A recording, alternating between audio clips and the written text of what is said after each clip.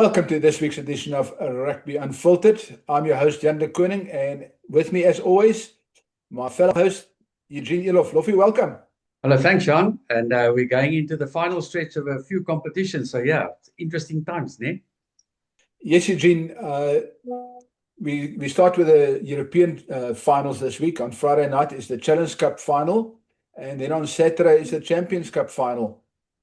And yeah, it's an interesting weekend, but there's other big South African developments. I mean, obviously, three of the South African teams are in the URC playoffs the following weekend, when the URC playoffs starts the following weekend. And obviously, we got the SA Cup, and we got some lots to talk about. But I think let's start with the URC, which is where our focus is, and the fact that we've got three South African teams in the playoffs for the first time. Yes, Sean, that's exciting, eh? And it's exciting, and I know there's a lot of disappointment with the Lions and the Stormers this weekend. But in a quick review, if I take the Lions game, I think if they're in their review, I'm sure they've noticed a few things. I think what was detrimental to them, Jan, is that they didn't finish. They were poor in their finishing, which is usually the other way around.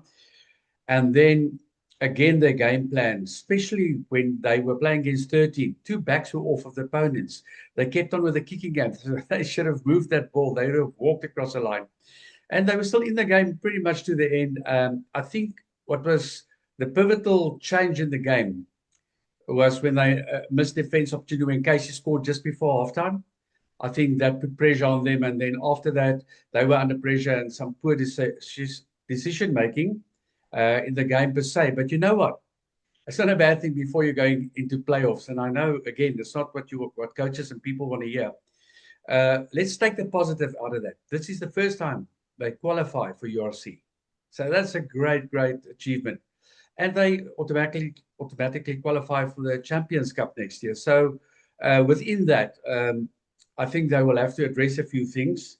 They will need to have a great game plan going into the game. And I still back them that they can be the surprise. And with that, I think if you look at as we also mentioned last week, the Bulls are still consistent. And I think the Bulls are in a very, very strong and good position currently. Just not take their foot off the pedal. The Sharks are reviving themselves. They're playing for pride and putting up big scores. But if you look at the Stormers, I think Dobbo, you can also see, he's not taking this loss good. He takes it very personal, which coaches do. It is tough because you put everything in a week in your coaching and then it just doesn't come off. To me, they were in a position to put pressure on their opponents because they were on their goal line the whole time, but they didn't finish. They didn't score. And that brought Cardiff back into the game. And then bad discipline. We talked about it previously. I think some defensive lapses, which I found they were a little bit slow on the breakdown. And in hindsight, also the losing of Dion, and one swallow doesn't make a summer, but his captaincy, I lack some leadership on the field, but they're there. It sounds like we're crunching them. No, as from a coach's point of view, those are things that you battle with. But I'm very much supporting all the South African teams this weekend, Jan. Yeah, Eugene, we'll get back to the Lions now because we've got a very special gift. As they would say in Afrikaans, die groot leeu is hierdie week saam met ons. But we'll get back to that in a second. I think let's quickly run through next week's quarterfinals. I mean, we start on the Friday night with Glasgow, top of the table, hosting Connacht. And Glasgow, with Franco Smith, I mean, we've got 6 South African coaches, believe it or not. Of the 8 teams, 6 are being coached or partially coached by South Africans. So we got Glasgow, which is Franco Smith, hosting Connacht, which is going to be an interesting game. I mean, obviously, my money would be on Glasgow. Then we got Johan Ackermann's Bulls hosting Munster on Saturday in an early game, and it's going to be very interesting because the winner of those 2 matches will play each other in the semi-finals. So you would expect Bulls and Glasgow to go through, and then on the other side of the draw, you've got Leinster hosting the Lions, which, I mean, we all know the Lions will be underdogs. Which is sometimes good for a South African team. And I think the Lions would have taken some lessons, and we'll get back to that. Let's get back to the Lions just now. But then we finished the weekend with the Stormers against Cardiff. And I think the Stormers have got a score to settle. Playing Cardiff on a 4G pitch in a Friday night is not the most. The Stormers don't like Friday nights to start with, and they prefer the grass of Cape Town and by that I mean the kikuyu grass, not the other type that you smoke. So, so yeah, we finish with that. But Eugene, we've got a very good friend of yours and a person you work closely with, Kevin de Klerk, who's going to tell us a bit more about the Lions when they play Leinster and what we can expect. Yes, Jan, I've got the utmost respect. And before you play the clip, I'd like to share a story. So when I started coaching at the Lions in 1998, it felt to me like a few of the older players, I don't think Doc Late excluded them, but they were not included.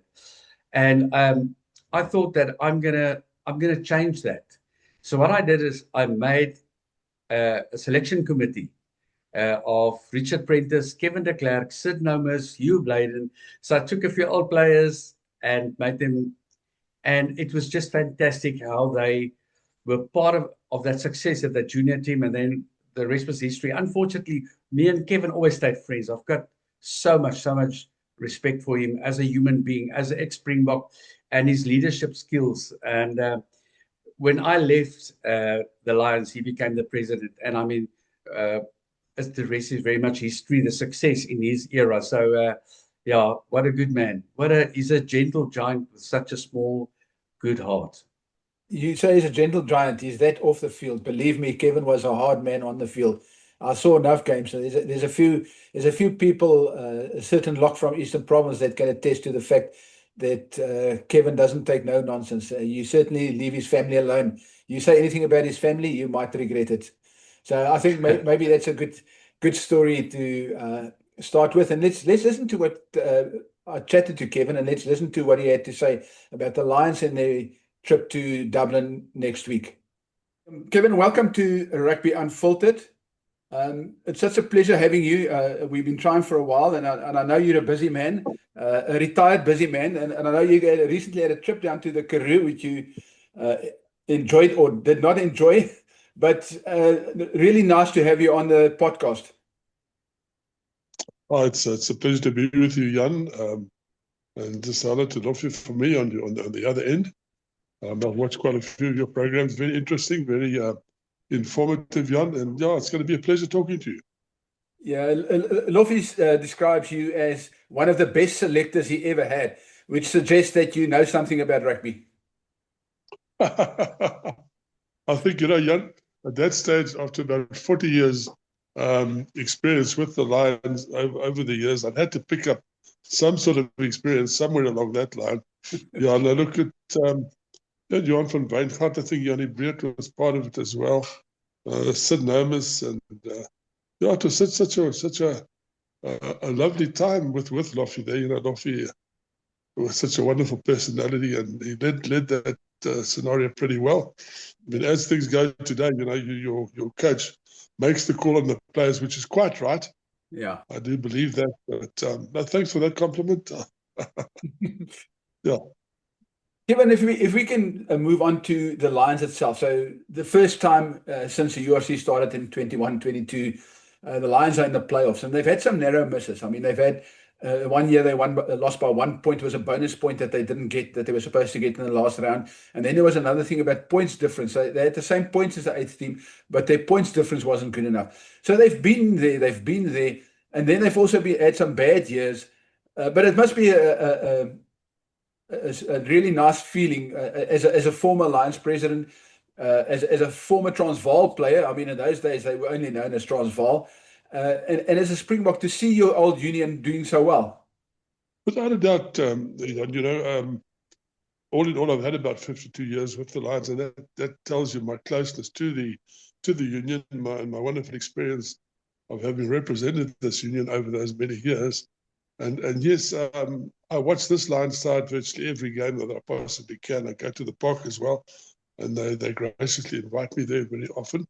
And my heart has been bleeding a bit for them. Originally, we in my era as the privileged position of being president of the Lions, we built a super core side, that went on to play in 3 super competition finals won 2 Currie Cups in my tenure of those years.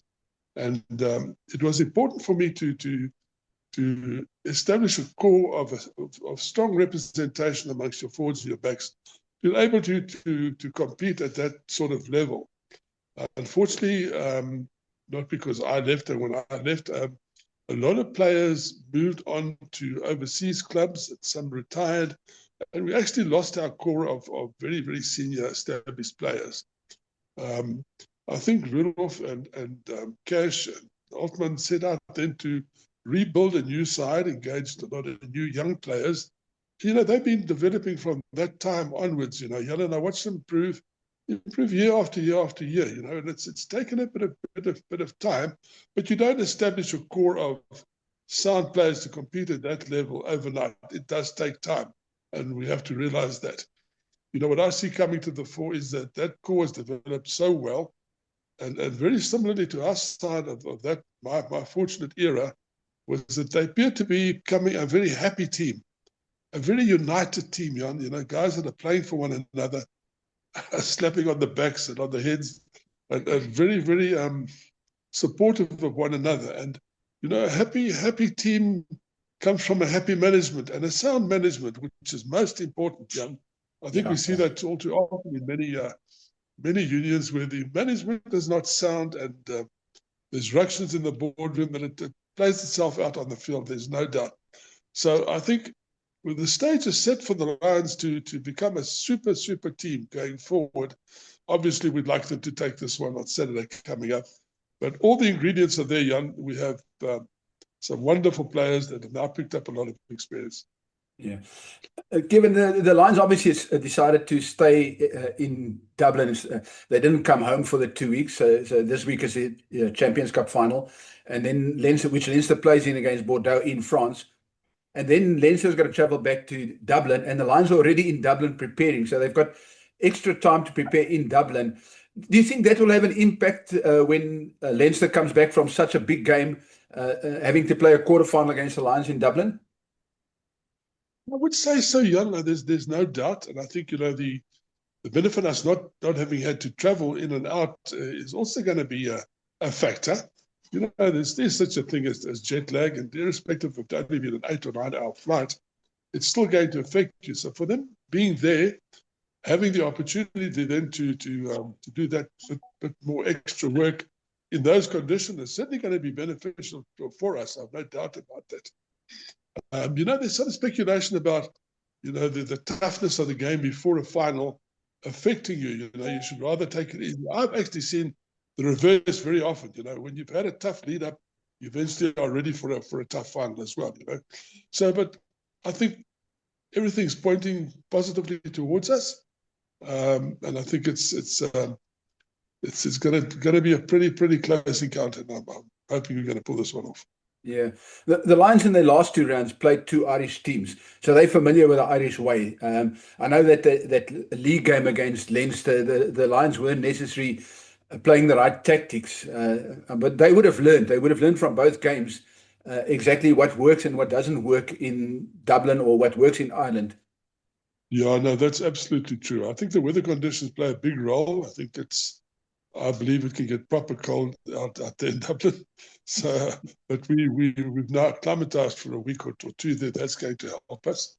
I think what I've always found about the Irish, Jan, is that, you know, they're always up for that fight. There's no doubt about that. And you always look at the British Lions side I played in 74 and in 80. They were always a massive factor. Willie John McBride, Fergus Statry, then in 80, 81, those 2 tests against the Irish. And you must always, I think what the teachers, having played against them, is that invariably you know you're in for a very tough encounter, no matter what. They're going to come at you for 80 minutes. It's going to be a massive arm wrestle. But, you know, I think we could stand up to this, you know. But all-round conditions, I think, is probably the closest we can come to going to the final this time around. Yeah. The other challenge, obviously, is that the Lions, and you mentioned that they had up and down years, and then the management managed to settle it down and things.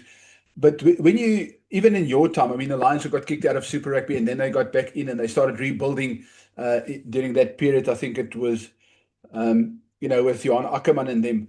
Uh, so now that they've started rebuilding, how do you hold on to those? And that is the challenge you mentioned. How do you hold on to those players? Do you not lose these core players? Because as soon as they start reaching Springbok level, so you've now seen a lot of them called up for the Springbok alignment camp. That means, other people is going to start noticing them. How do you hold on to them? I suppose from a management point of view, it can be a difficult one. Generally, I think you are happy with your fellow teammates where you play. You would very unnecessarily want to move. Unfortunately, the big pull today's rugby is the financial aspect and what sort of monies they offer to move. And, I think Altman's a very wise guy in terms of controlling his finances and won't possibly extend himself beyond, let's say, the capabilities of the Lions purse. So that'll be a big factor, I suppose, Jan. But, one must never dismiss that. The grass is not always greener on the other side. There's no two ways about that. Although Joburg is not the most comfortable place to be operating from, that mere fact is that, everybody is with you, everybody is sort of your brother in arms. And I'm starting to do so well. It's going to depend very much on how a coach can continue to motivate them, to stick around, to encourage them, to make them see what sort of future they're going to have in this union that has so much potential for them with their fellow players, Jan. And then obviously the money factor might undercut all of those aspects. But, it goes to the soundness of management. I've always said, I in running the Lions at the time, trying to convey the right sort of attitude towards my fellow players, that if they must have the confidence in me as the leader of the union at that stage, that I was going nowhere. When they threw us out of that super competition, I clearly said to them, this is not going to scare us. We're going to hang in. We're going to show you guys this is not legal as far as I was concerned at the time. It was a very politically motivated thing. Excuse me, but we hung in there. And I think that the players, sometimes we underestimate their depth of knowledge and understanding of what's going on in boardroom and general running of the union. And if you can give them that confidence that things are stable, that you're competitive on the market insofar as salaries are concerned, that there's no hanky-panky going on behind the scenes, you get promised and you don't get delivered. I think it's important to deliver, number one, what your contractual obligations are, and that they remain competitive, and honesty for me has always been the biggest factor in maintaining my relationship with my players. And I, as the president of the union, was in that change room every match, before and after games, and I was with them as much as I possibly could be. My office, in fact, was an open door to them whenever they needed to come and speak to me. Unfortunately, at the right time in the John Mitchell era, they did that, and they came and presented me with a whole lot of letters that they'd written about that, and we took what necessary action we needed to take. But coming back to the confidence in your leaders at the union is paramount for the players. Yeah. It brings me to the other question. We've got this thing about everybody knows that Joburg is a financial hub of South Africa, even in Africa. I mean, there's so much money in Joburg. So people keep asking, but why can't the Lions use this money? Why is that money not going to... What is the challenge of getting all that money that's sitting in the financial status of Johannesburg, or the amount of money that's available? How does that not flow through to the union? Or what is the challenges there? I think the challenges are one of the misconception about the excuse me, the amount of money that's available to rugby and Super Rugby, and it's not nearly as much as people think it is. I think if you take the Ellis Park Stadium itself, to open up that for a game can involve a couple of 100,000 rand just to open the doors, for example.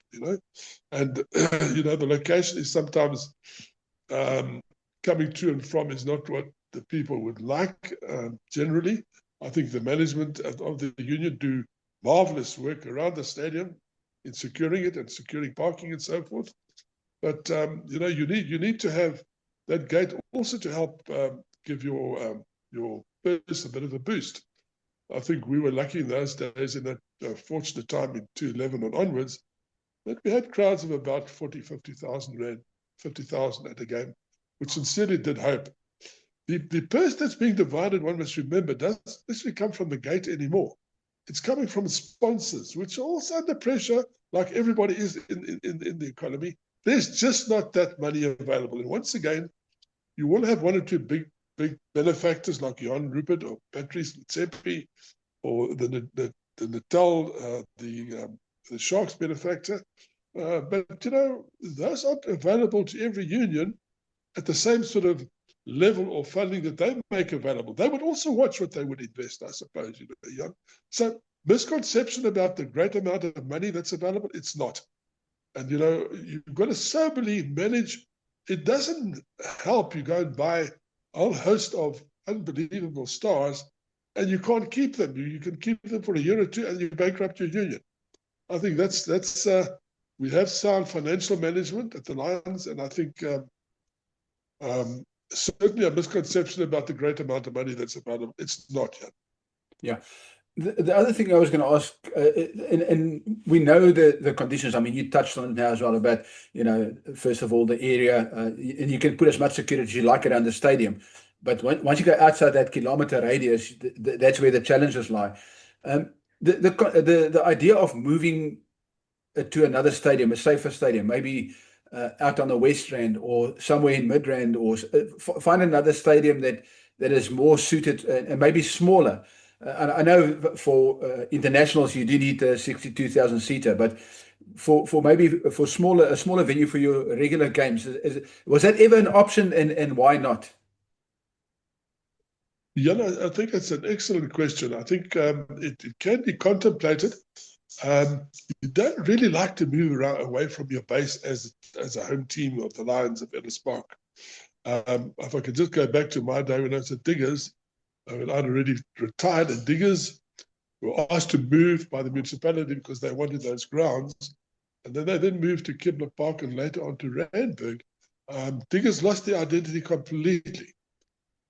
Your supporter base, where does it come from? You've got the East Rand, you've got the West Rand, and a certain amount to the south, and limited, I suppose, from the north. So where would one relocate that? That could be a cost-saving exercise.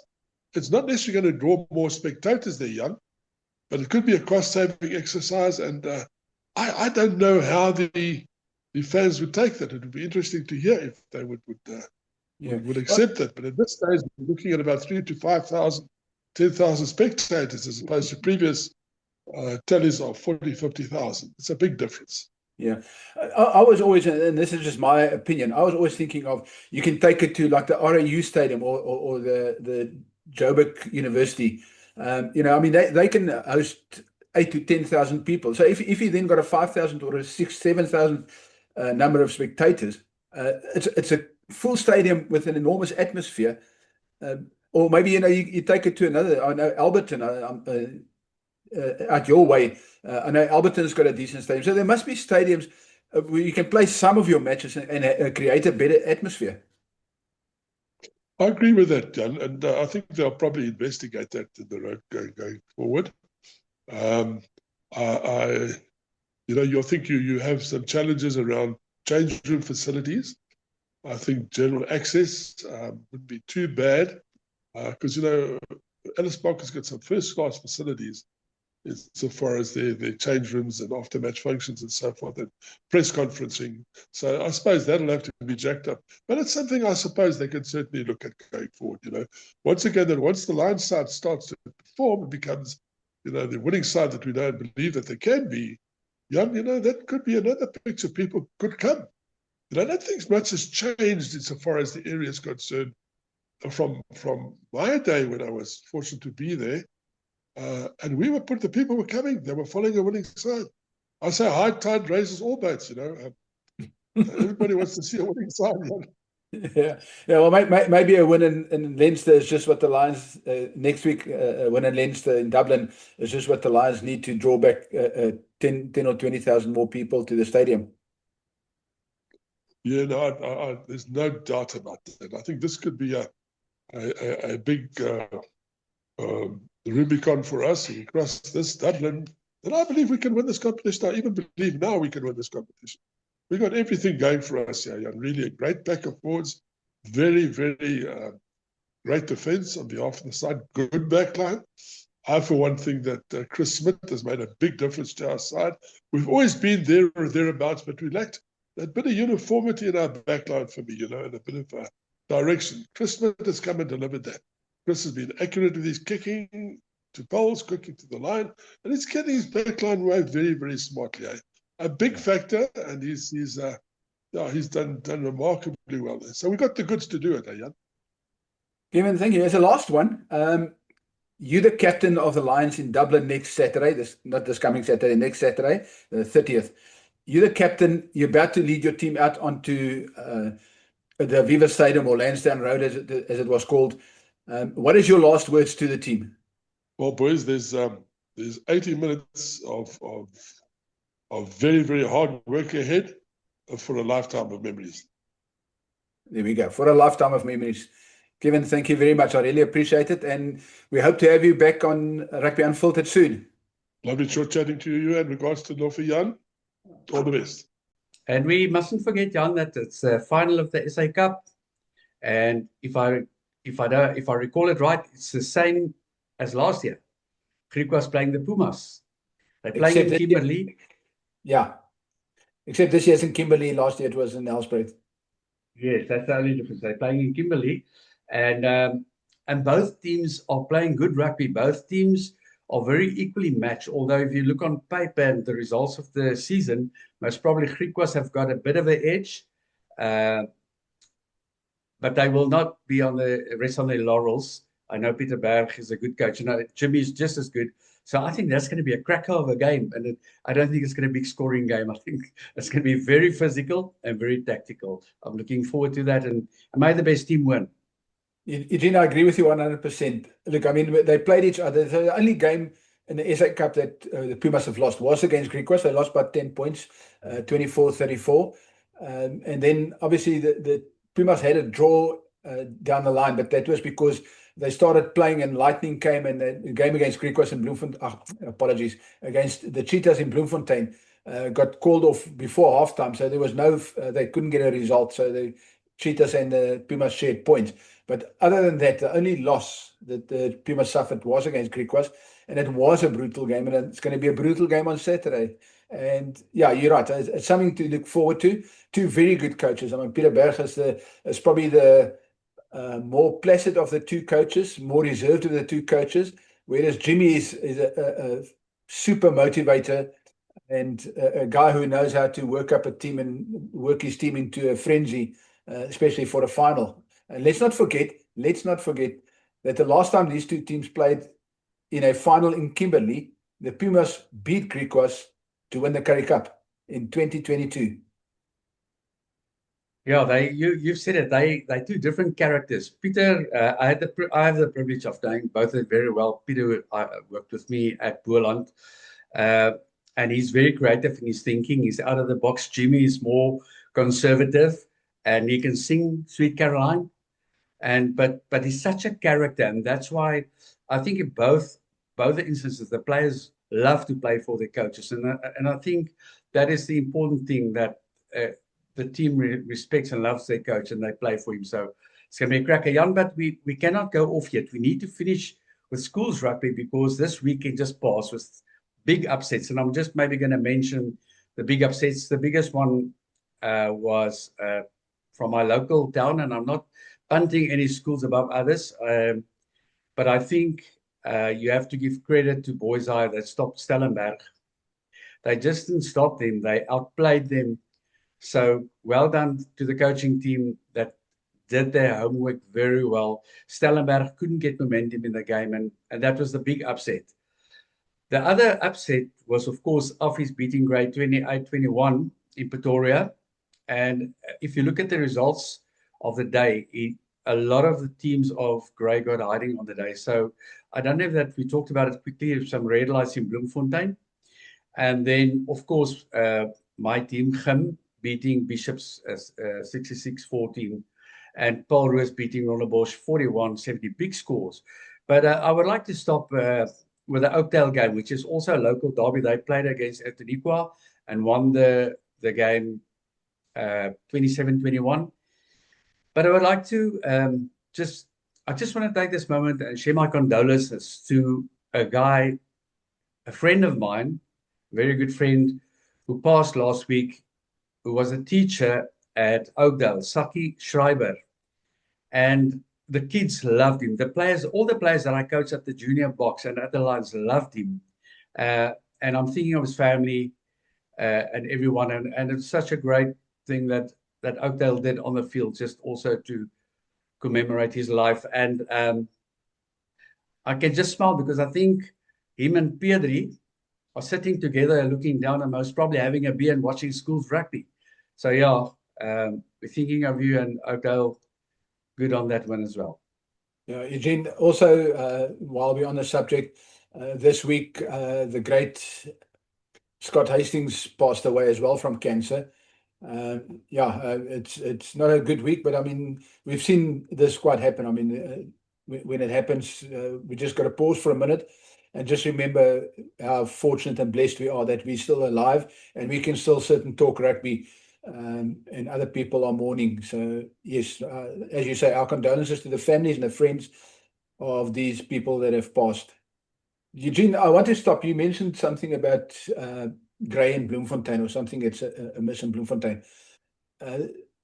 I know you called it an upset, but Office winning at home against Grey, to me, is not a major surprise given the results in Bloemfontein this season. Not just season. I think Grey has been for a year or two now. They haven't had that aura. It's a bit like the All Blacks. They've dominated for so long that everybody just expects them to continue dominating for so long.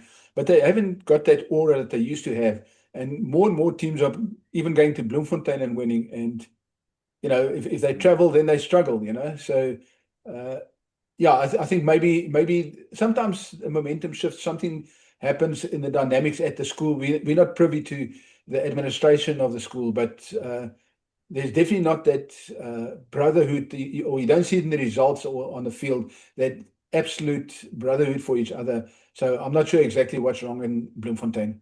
Jan, we hope that it's just a normal cycle of, the circle. You're on top and you're at the bottom. The circle turns around because they're important, integral part of schools rugby in our country. And maybe at that note, it'll be good to have some discussions on schools rugby in South Africa. I think we've wanted to do that and also talk about mental health and that sort of stuff. But we've got a big weekend ahead and looking forward to some results.